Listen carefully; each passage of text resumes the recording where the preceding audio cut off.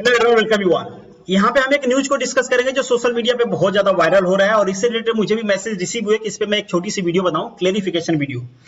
तो अभी जो भी मैं वीडियो बना रहा हूँ ये बेसिकली जो न्यूज आउटलेट रिपोर्ट कर रहे हैं उसी के बेसिस पे हो सकता है। जो फाइनल ड्राफ्ट हो जो कैबिनेट के अप्रूवल के लिए भेजा गया है उसके बाद अगर उसको पब्लिक किया जाता है तो उसमें क्या क्या चीजें हैं तभी वो क्लियर हो पाएंगी। अभी जो भी न्यूज आउटलेट्स रिपोर्ट कर रहे हैं उसी को हम डिस्कस करेंगे।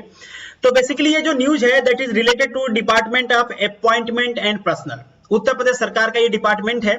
इन्होंने यूपी कैबिनेट को एक प्रपोजल दिया है ग्रुप बी और ग्रुप सी के वैकेंसी से रिलेटेड कि अब इन वैकेंसी में जो पोस्ट फिलअप की जाएंगी उनको इनिशियली 5 ईयर पे कॉन्ट्रैक्ट बेसिस पे रखा जाएगा। अब यहाँ पे आपके मन में सवाल आ सकता है कि क्या उत्तर प्रदेश सरकार पहली सरकार है जो ये काम कर रही है?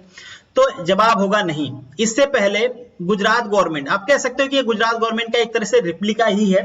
गुजरात गवर्नमेंट बहुत दिनों से इस तरीके की जो चीजें हैं उसको इंप्लीमेंट करके रखा हुआ है। बट यहाँ पे एक डिफरेंस है यूपी और गुजरात में कि गुजरात में केवल ग्रुप सी और ग्रुप डी मतलब थर्ड क्लास और फोर्थ क्लास के जो एम्प्लॉय होते हैं उन्हीं को कॉन्ट्रैक्ट बेसिस पे रखा जाता है। ग्रुप बी और ग्रुप ए को यहाँ पे कॉन्ट्रैक्ट बेसिस पे नहीं रखा जाता है। आप सभी को पता भी होगा शायद कि ग्रुप बी में बहुत सारी जो पोस्ट होती हैं वो गजेटेड पोस्ट होती हैं। तो आप ये समझ लो कि यूपी में अब जो गजेटेड पोस्ट भी होती हैं उनको भी कॉन्ट्रैक्ट बेसिस पे रखा जाएगा। तो इस पूरे मैटर को हम डिटेल में डिस्कस करेंगे। पहले ये समझेंगे कि गवर्नमेंट का मोटिव क्यों है, क्यों गवर्नमेंट इसको इंप्लीमेंट करना चाहती है। दूसरी चीज कि यहाँ पे जो एस्पिरेंट्स हैं जो बेसिकली गवर्नमेंट जॉब की प्रिपरेशन कर रहे हैं उनका कंसर्न क्या है और ये जो पूरा प्लान है इसकी फिजिबिलिटी क्या है। मतलब इसको जब हम यूपी जैसे स्टेट में इंप्लीमेंट करेंगे तो उसमें इम्प्लीकेशंस क्या क्या आएंगे, प्रॉब्लम्स क्या क्या आएंगे, इन सारी चीजों को हम समझने की कोशिश करेंगे डिटेल में। तो चलिए वीडियो को शुरू करते हैं। मुझे टेलीग्राम पे ज्वाइन कर सकते हैं, आप मुझे इंस्टाग्राम और फेसबुक पे भी फॉलो कर सकते हैं। अगर आप मुझसे पर्सनली जुड़ना चाहते हैं तो आप मेरे ट्विटर और इंस्टाग्राम की आईडी को फॉलो कर सकते हैं। सबसे पहले आपको ये सारी चीजें समझने के लिए ये दो वर्ड आ रहे हैं इनको समझना जरूरी है। एक होता है प्रोविजन पीरियड, दूसरा होता है कॉन्ट्रेक्चुअल पीरियड। इन दोनों वर्ड को मैंने इसलिए यहाँ पे इंट्रोड्यूस किया है क्योंकि कुछ न्यूज आउटलेट्स ये कह रहे हैं कि जो यूपी गवर्नमेंट है केवल जो 2 ईयर का प्रोविजन पीरियड हो रहा है उसको एक्सटेंड करके 5 ईयर कर रही है। कुछ ये रिपोर्ट कर रहे हैं कि नहीं ये प्रोविजन पीरियड को खत्म करके कॉन्ट्रैक्ट बेसिस पे कर रहे हैं। तो हम दोनों को समझने की कोशिश करेंगे कि दोनों में डिफरेंस क्या होता है। तो पहले समझते हैं कि प्रोविजन पीरियड होता क्या है। तो प्रोविजन पीरियड गवर्नमेंट जॉब के लिए केवल और केवल फॉर्मेलिटी है। अगर अभी के रिकॉर्ड से हम बात करें तो इसमें होता क्या है, जिसका रिक्रूटमेंट होता है, जिस पोस्ट के लिए रिक्रूटमेंट होता है, ये देखा जाता है कि जो एम्प्लॉय रिक्रूट किया गया है, जो इसको हायर किया गया है, वो इस पोस्ट के लिए फिजिबल है कि नहीं है। ट्रेनिंग पीरियड में उसकी परफॉर्मेंस कैसी रही, ट्रेनिंग पीरियड के बाद जो प्रोविजन पीरियड है उसमें इसकी परफॉर्मेंस कैसी रही, उसके बाद आपका टेस्ट भी लिया जाता है। बट ये टोटली फॉर्मल होता है, एक तरह से फॉर्मेलिटी ही होती है। ऐसा नहीं कि टेस्ट में फेल हो गए तो आपको निकाल दिया जाएगा, आपको दोबारा चांस दिया जाएगा कि आप दोबारा टेस्ट देके पास हो लो। फिर फेल हो गए तो तीसरी बार चांस दिया जाएगा कि बेटा पास हो लो तुम। तो इन शॉर्ट अभी तक कोई ऐसा एम्प्लॉय नहीं है जो प्रोविजन पीरियड के टेस्ट में फेल हो गया हो, उसको निकाल दिया गया हो। तो क्या किसी को निकाला ही नहीं जाता है प्रोविजन पीरियड में? नहीं, बिल्कुल निकाला जाता है। यहाँ पे एग्जांपल भी है आपको, ये जून का एग्जांपल है पंजाब गवर्नमेंट का कि एक सब इंस्पेक्टर को टर्मिनेट कर दिया गया उसके प्रोविजन पीरियड से। क्यों टर्मिनेट किया गया भाई? क्योंकि वो घुस ले रहा था। ऐसी बहुत सारी केसेज हैं। यूपी में भी टर्मिनेट किया गया था कुछ साल पहले, राजस्थान में भी टर्मिनेट किया गया था, महाराष्ट्र में भी टर्मिनेट किया गया था। बहुत सारे स्टेट हैं जिनमें टर्मिनेट किया गया था। बट ये बहुत ही एक्सट्रीम केस होता है जब आप सर्विस की जो कंडीशंस होती है बिल्कुल उसके उलट काम करते हो तब आपको जाके टर्मिनेट किया जाता है प्रोविजन पीरियड में। बस आप ये समझ लो कि प्रोविजन पीरियड भी एक तरह की परमानेंट जॉब ही है। थोड़ा सा डिफरेंस होता है इसमें अलाउंसेज को लेके। कुछ अलाउंसेज कुछ स्टेट में आपको नहीं मिलते हैं, ये स्टेट वाइज वेरी करते हैं। बट स्टिल यहाँ पे जो परमानेंट मतलब एक तरह से कह सकते हैं जो इंपॉर्टेंट अलाउंसेज हैं जैसे मेडिकल अलाउंसेज, आपका हाउस अलाउंसेज, आपका ट्रांसपोर्टेशन अलाउंसेज, ये सारे मिलते हैं प्रोविजन पीरियड में भी। आपको इंक्रीमेंट भी मिलता है प्रोविजन पीरियड में। बस क्या नहीं मिलता है, जैसे मिसलेनियस अलाउंसेज बहुत सारे जगह होते हैं वो नहीं मिलते आपको, बहुत सारे जगह फर्नीचर, कुछ जो लग्जरियस अलाउंसेज होते हैं वो आपको प्रोविजन पीरियड में नहीं मिलते हैं। बाकी सारी चीजें आपको एज इट इज मिलती हैं जैसे कि एक परमानेंट पोस्ट पे मिलती है। और ये भी नियर अबाउट फिक्स होता है कि अगर एक बार आपने प्रोविजन पीरियड कंप्लीट कर लिया तो आपको परमानेंट होना ही है, कोई आपको निकालेगा नहीं। जो टर्म्स एंड कंडीशंस होती हैं गवर्नमेंट की उसमें बिल्कुल मेंशन होता है कि आपको निकाला जा सकता है अगर आप रिक्वायरमेंट के हिसाब से फिट नहीं बैठते हो। बट अब तक ऐसा हुआ नहीं, किसी को निकाला नहीं गया अगर कोई एक्सट्रीम केस हम छोड़ दें तो। अब डिस्कस करते हैं कि कॉन्ट्रेक्चुअल पोस्ट क्या है और इसमें क्या निकाला जा सकता है। तो बिल्कुल कॉन्ट्रेक्चुअल पोस्ट में आपको एक फिक्स सैलरी, पहले तो सैलरी की बात कर लेते हैं, तो एक फिक्स सैलरी मिलेगी। सपोज करिए आप टीचिंग में जाते हो और गवर्नमेंट फिक्स कर देती है कि 5 साल के लिए टीचिंग में 20,000 रुपीज मिलेगा, तो आपको केवल और केवल 20,000 मिलेगा। इसके अलावा आपको कोई अलाउंसेस नहीं मिलेगा, आपको इंक्रीमेंट नहीं मिलेगा। इसके साथ साथ कॉन्ट्रेक्चुअल बेसिस पे आपका अप्रेजल फॉर्म तैयार किया जाएगा। पूरे 5 साल में आपके टेस्ट ऑर्गेनाइज किए जाएंगे। अगर उन टेस्ट में आप फेल होते हो, अपने सीनियर को आप दुखी करते हो, उनकी बात नहीं मानते हो, तो आपको निकाला जा सकता है। आप एक कह सकते हो कि एक फॉर्मल तरीके से मैं नहीं बता रहा हूं, ये थोड़ा सा इनफॉर्मल है, बट बिल्कुल जस्टिफाई है अगर हम यूपी जैसे स्टेट की बात करें तो। अब डिस्कस करते हैं कि यूपी गवर्नमेंट का प्रपोजल क्या है और इसकी फिजिबिलिटी को डिस्कस करते हैं। तो प्रपोजल तो ऑलरेडी मैंने आपको बता दिया कि ग्रुप बी और ग्रुप सी में 5 ईयर का कॉन्ट्रेक्चुअल बेस कहीं पे मेंशन है, कहीं कहीं किसी न्यूज आउटलेट में ये मेंशन किया गया है कि प्रोविजन पीरियड। तो प्रोविजन पीरियड क्या होता है, कॉन्ट्रेक्चुअल बेस क्या होता है, मैंने आपको बता दिया। बट यहाँ पे जो आप टर्म्स एंड कंडीशंस देखोगे, ये टर्म्स एंड कंडीशन देख के आपको लगेगा यूपी गवर्नमेंट का कि ये प्रोविजन पीरियड नहीं है, ये एक तरह का कॉन्ट्रेक्चुअल पीरियड ही है। क्यों?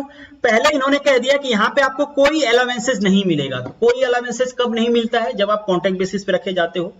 दूसरी बात कि इन्होंने कह दिया कि आपका हर 6 मंथ में टेस्ट किया जाएगा और पूरे 5 साल तक आपका ये टेस्ट चलता रहेगा। तो पूरे 5 साल में आपको 10 टेस्ट देने होंगे, जो कि प्रोविजन पीरियड में आपको केवल 1 टेस्ट देना होता था। और ये टेस्ट को आपको असेसमेंट कौन करेगा, ये आपका डिपार्टमेंट लेवल पे असेसमेंट होगा। तो आप सोच के देखो, यूपी जैसे स्टेट में मैं यहाँ पे बात कर रहा हूँ in respect of the government चाहे किसी की भी हो, करप्शन वहां पे है ही, लोगों के मेंटेलिटी में घुसा पड़ा है करप्शन। अब आप सोच के देखो कि वहां पे जब पहली बार वैकेंसी ऑर्गेनाइज की जाती है, फर्स्ट बार जब रिक्रूटमेंट होता है, उस टाइम पे पेपर लीक हो जाता है, उस टाइम पे पैसे लेके रिक्रूटमेंट किया जाता है। तो आप सोच के देखो, यहाँ पे एक टेस्ट की जगह पे गवर्नमेंट कह रही है आपका 10 टेस्ट होगा। 10 टेस्ट में तो कितना करप्शन हो सकता है।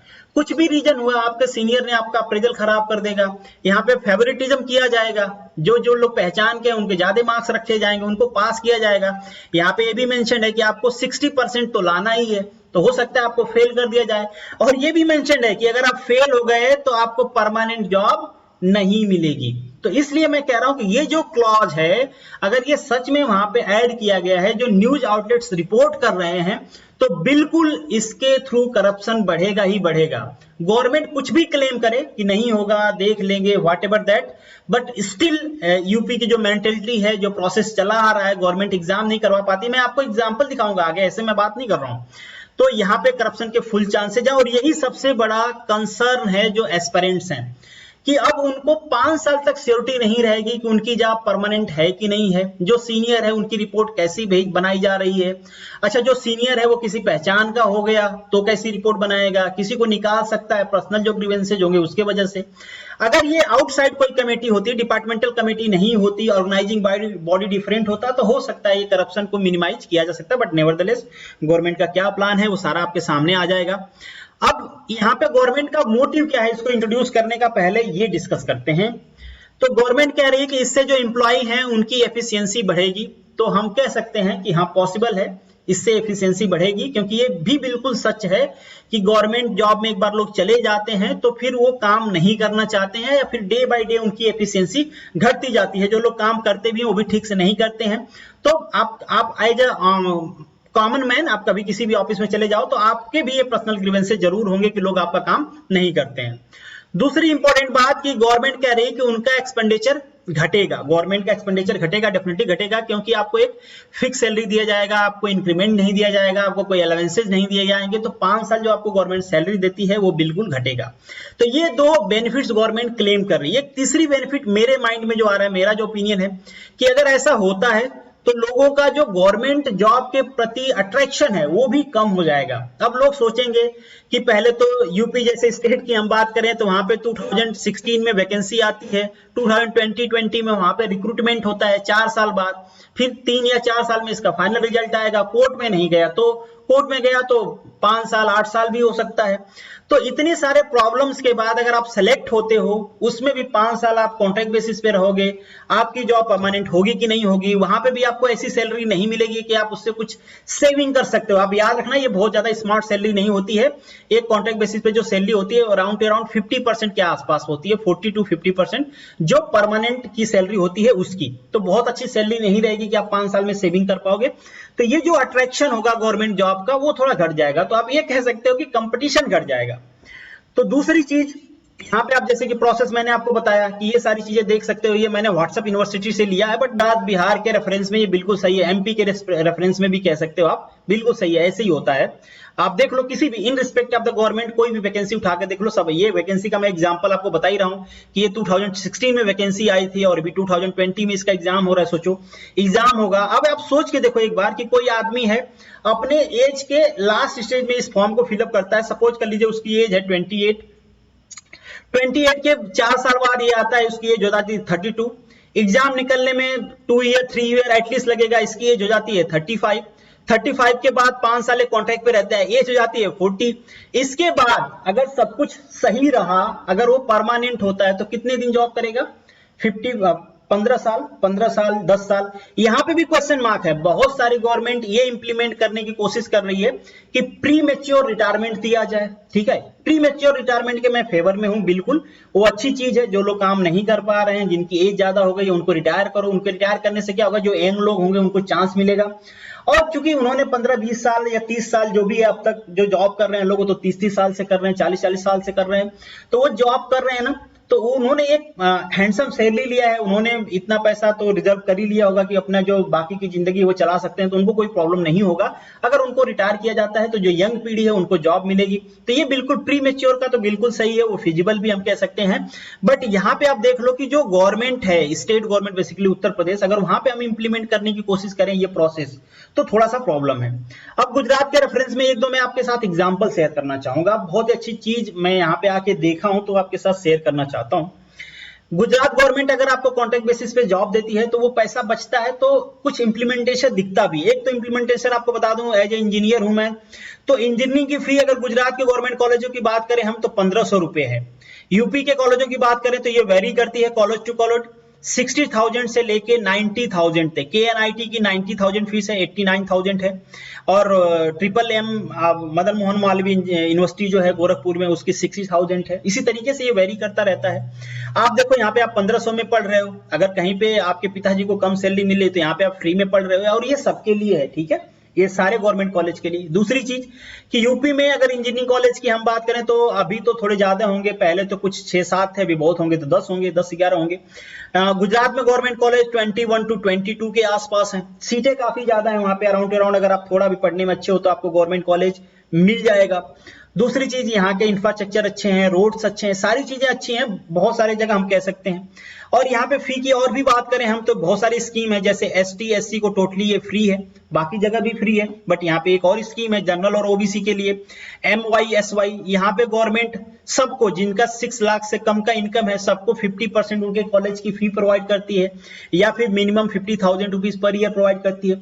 ये सारी चीजें हम इसलिए डिस्कस कर रहे हैं कि अगर कहीं पे गवर्नमेंट कट कर रही है तो कहीं पे आपको सोशल वेलफेयर में पैसे भी खर्चा कर रही है, मेडिकल फैसिलिटीज अच्छी है।